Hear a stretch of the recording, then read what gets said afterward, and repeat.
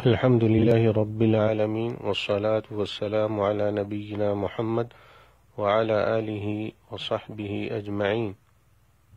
محترم حضرات، روزے دار کو دنیا میں برائیوں سے اور آخرت میں عذاب جہنم سے بچا لیتا ہے۔ روزے دار کو چاہیے کہ وہ بیہودہ باتیں نہ کرے، لڑائی جھگڑا نہ کرے اور لوگوں کی اذیت پر صبر کرے اور ان کی برائی کا بدلہ احسان سے دے۔ روزے کا اجر و ثواب اللہ تعالیٰ کے یہاں بے حساب ہے اور روزے کے مثل کوئی عمل نہیں۔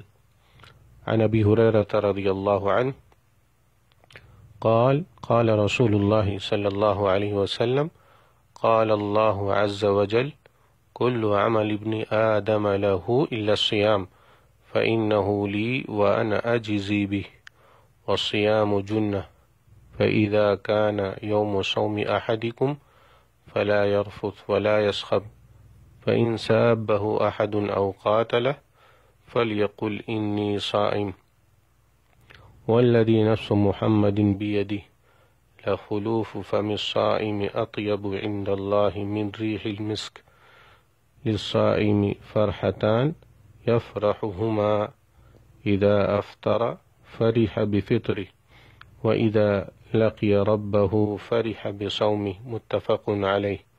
ابو ہریرہ رضی اللہ عنہ سے روایت ہے، رسول اللہ صلی اللہ علیہ وسلم نے فرمایا کہ اللہ تعالیٰ نے فرمایا ہے، انسان کا ہر عمل اس کے لیے ہے سوائے روزے کے کہ وہ صرف میرے لیے ہے اور میں ہی اس کی جزا دوں گا۔ اور روزہ ایک ڈھال ہے، جب تم میں سے کسی کا روزے کا دن ہو تو وہ بیہودہ باتیں نہ کرے، لڑائی جھگڑا نہ کرے، اور اگر کوئی اسے گالی دے یا اس سے لڑائی جھگڑا کرے تو کہہ دے کہ میں تو روزے دار ہوں، اور قسم ہے اس ذات کی جس کے ہاتھ میں محمد صلی اللہ علیہ وسلم کی جان ہے، روزے دار کی منہ کی بو اللہ کے یہاں کستوری کی خوشبو سے بھی زیادہ پاکیزہ ہے۔ روزے دار کے لیے دو خوشی کے موقع ہیں جن میں وہ خوش ہوتا ہے۔